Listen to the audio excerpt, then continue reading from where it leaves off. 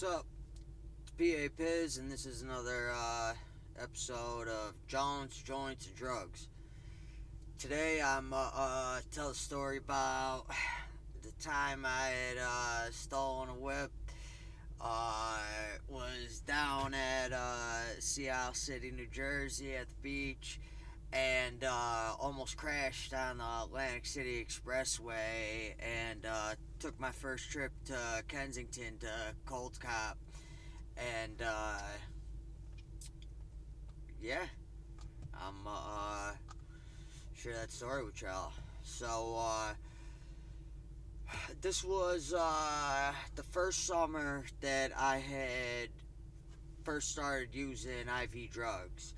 I was always into snorting, just popping. I was a big drinker, in my teens and early 20s.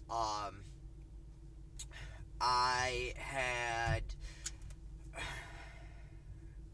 I was on my way to go to the beach with my family for vacation this year. Now, this was a whole big family trip that my grandmother had planned. She had rented this, luxurious house. It was 4 floors. It had an elevator in the house. All 4 floors had a balcony. It was right on the beach. It was just absolutely beautiful. Now, like I said, the whole fam was going to be there. So, my mother and all her siblings, so all my cousins were going to be there. And it was the first summer I had, started using heroin. And we get down to the beach, and me thinking, being the smart drug addict that I am, I'm like, alright, before I go, I'm going to grab enough so that I could, last a week and not, have to withdraw at all as I'm down here. Well, needless to say, in about 2-3 days of that, I had completely, ran dry of my stash. So I wake up that morning and I'm already starting to sweat, and it's leaking off of me, and it's, down at the beach, and I wake up and I really don't want to, do anything. And I'm trying to rinse cottons and do anything that I can to, get this fucking, sickness to go away. Nothing's helping. About 9 a.m., I end up going down to the beach to hang out with my family. And I'm, white as a ghost. I'm pale. I'm like Casper down there. And I was starting to tweak out. And my family knew something was wrong, but they didn't know what. My mother knew what was going on. She was trying to, calm me down and, make everything cool. And the rest of my family knew I was nuts, but they didn't know I was using, IV drugs at the time, or, anything like that. Like I said, other than my mother and my grandmother had known. So we're down there, and I'm down at the beach. I'm on the sand, and I'm starting to panic. My, it's like psychosis starting to sink in. I knew I needed to, get this to go away. It was like my insides were crawling out of me. And, so I end up going back to the, house. It was right on the beach, and I go inside, and I was on Suboxone too at the time, but they weren't just like Suboxones. They were these pills like the mint Suboxones, the little white ones. And I got the bright idea to, well, if I take this, I won't get sick. If I shoot it, I'll be good. Well, that was probably the worst mistake I could have ever made in my life. If you're still out there and you're, getting high, if you ever go, into, detox, just go through it. Do not ever inject Suboxone. It put me through instant withdrawal. Instantly, I was sicker than sick.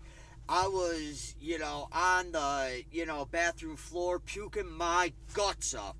I ended up crawling into the shower, turning the hot water on. I was puking in there. I didn't know what to do. My mind was racing at this point. As I'm laying on the shower floor, I end up, remembering that you could cold cop without knowing anybody down in Kensington. Now, before this, I was familiar with Philly because I had lived in Philly for about a year at that point, and I had family that lived down there, so I knew the area. And I knew that it was only an hour away from, Jersey Shores. So I end up getting the, bright idea, like, I'm going to go to Kensington. And, but only problem with going to Kensington was you needed money. Now, I knew drug dealers down in Philly from living down there already, but I knew that if I, went to one of my dealers from, that I knew down there, one, I didn't know if, they sold dope, because I wasn't into dope when I lived in Philly. Two, I knew that if you get dope, you get it cheaper in Kensington. So, I end up knowing I need money at this point. Now, how am I going to get money? I'm with my family. I'm detoxing. I'm in instant withdrawal. I am out of my mind in, a psychosis. And I don't have a vehicle down there. And I got no money. How am I getting to Kensington to cop? Well, I need money. And like I said, I was the dirtiest junkie scumbag that you would ever meet in your life. Now, I was, acting crazy before the drugs. Now, when the drugs came into play, you could only imagine how I was acting. So, I end up hopping out the shower. I knew that my grandmother had a safe upstairs for the money she had brought down with her. And I knew my grandparents were, well off. So, and I knew I needed a vehicle. I knew if I could get to her keys and her vehicle, that I could get to Kensington if I steal them. How am I getting into the safe, though? Because I don't know the combination. It was one of them, like, black safes, the big plastic ones that are, they're hard to get into. They're like, if there were like a gun safe or something like that, a little one for maybe like a little handgun or some money or, jewelry or something. So I end up getting the safe, and I go all the way up to the 4th floor. I quick hide it. I go downstairs.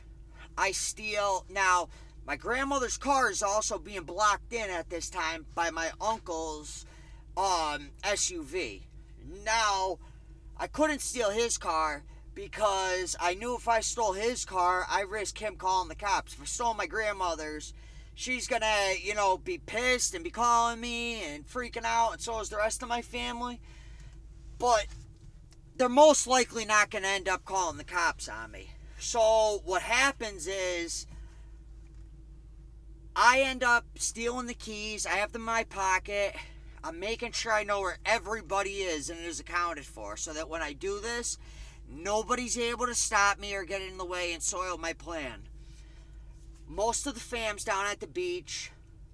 I got a few family members at the house. I had them, like I said, accounted for. I quick steal my uncle's keys, my grandmother's keys, and the safe. I make it back up to the 4th floor. I take the safe, I throw it off the balcony as hard as I fucking can at the concrete driveway. It smashes open. I take 3 $100 worth of $50 bills out the safe. I quick throw the rest of the money into the driveway with the safe, just so that they really didn't call the cops on me if I stole, everything that was in there. And I end up quick jumping in I started both the cars, jumped in my uncle's car, backed it out into the middle of the street, put it in park, quick jumped in my grandmother's, put it in reverse, and pulled the fuck out. And I flew toward the Atlantic City Expressway. I'm flying down the Atlantic City Expressway, and I am so sick that I'm starting to do the dope fiend lean without even being high on dope. So I'm like nodding off and like going into like these hallucinations. And my grandma's got a CTS, Cadillac at the time. Nice luxurious car, and I'm flying. I'm probably doing 80, 90 miles an hour down the Atlantic City Expressway. And I start nodding off, and I drift over a little bit, and all I hear is, ah! From the fucking a tractor trailer next to me. I quick go and swerve back into my lane, and the car goes up on like two wheels, and I don't know how I did it. Actually, God was looking out for me once again. He had given me a higher purpose. The car's skidding, swerving back and forth. I finally stretch it back out, and I make it. I'm fucking slapping myself in the face now the whole way to Kensington. My family's calling me the whole way. Where are you? Get the fuck back here. We're calling the cops if not.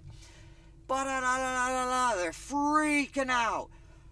I'm like, okay, I'll go to jail, I'm thinking. I just gotta get right first. I cannot go to jail without getting high first. I'm so sick. I'll detox in there. I'm not doing it right now. So, I make it to Kensington. I get to K&A. Right underneath the train, there's this homeless guy right standing down there. And it's the middle of July. He's sunburned as a motherfucker. I don't know if the guy's still alive, dead, whatever happened to him. Whoever was around there at this time, you'll know exactly what I'm talking about. And if you're still out there, you know, buddy. He had long blonde hair. He was sunburned like a motherfucker. I felt so bad for this dude. He was probably in his early 30s at the time. And I pulled up. I honked at him. I said, yo. And I told him to get in. He got in the car, and he's like, what's up, buddy? And he was holding the sign underneath the thing, asking for money. I said, bro, I will throw you an entire bundle right now. I said, I'm so sick. I said, if you don't fuck me over, I said, you let me come with you down one of these corners. I said, I don't know where to cop, but I need the best fucking dope that's down here. And I said, I'll throw you a whole bundle right now if you do me that. He goes, I got you, man. So we went over, and we went to, I believe we went to Somerset, and it was this Bulldog bitch that was out there, and fucking, she was like one of the dudes out there ready to fucking rumble. She was, I don't know, either like real light, Latino, like something like that, and there was, like two dudes. They said they had just started that block up, they, shut down and stuff. Anyways, we copped off them. Dude has me go behind this fucking, factory on the side of it. And we're sitting there, about to get high. And he's like, how many are you going to do? And I'm like, I don't know, like 5. And he's like, no, don't do that. He's like, bro, if you're going to do that, he's like, I'm going to get out right now. He's like, because you're going to die. He's like, don't do that. He's like, you've never done this stuff down here, have you? He's like, I could tell. He's like, especially from, asking. I said, no. He's like, where do you usually cop from? And I'm like, the Wilkes-Barre, Hazleton area. And he's like, yeah. He's like, that stuff, he's like, is good. He's like, but this stuff is strong, man. He's like, this is all pure down here. He's like, do one. He's like, and I'll stay with you to make sure you're okay. He's like, just to make sure nothing happens to you. And I'm glad I took this man's advice. This guy saved my life. Because if he wasn't with me and I went and did this on my own, I would have died right there. Because I would have did 5, never known. It was good shit. I didn't die, thank God. I fucking give him his stuff. We dapped each other up, bang, bang. He goes back, hops out, and I went back to fucking, my family down there. I, got fucking smacked in the head a bunch of times by family members asking what the fuck's the matter with me. I told them I just needed to get out the house for a bit. They knew what was up, though. And, they took their keys and fucking, watched out and made sure. My mother definitely knew what was going on. They were not, my mother and my grandmother, kept the safe thing on the low. And, through the grace of God, nothing happened to me. That time, I ended up running out of dope again. I got real sick. It was the last day I was there, and I came home and, met my guy, went through it again. You'd think I'd have learned my lesson through that, but that was nothing. That was just the beginning. That was, just petty stuff. And that's the stuff, though, that still haunts me today. Like, that stuff you can never, wrap your head around. Like, why you do shit like that? Who the fuck does that? I'm supposed to be enjoying my family vacation with my family. Instead, I'm ruining their vacation, and I'm fucking smashing their safe, stealing their money, stealing their vehicles, going to Kensington, potentially dying, getting robbed, fucking getting jumped, getting shot, getting stabbed, getting in an accident, killing somebody else. You never realize, all the other, things that could happen. Actually, just God looks out for each and every one of us, keeps us, clean and doing the right thing every day. And if you're still out there, getting high, I ask that He watches over you and that you see the light. And if you need anything, my email's Jones, JAWNS .joint, JOINTS .drugs, DRGS, no U, @gmail.com. I love y'all. Have a great night.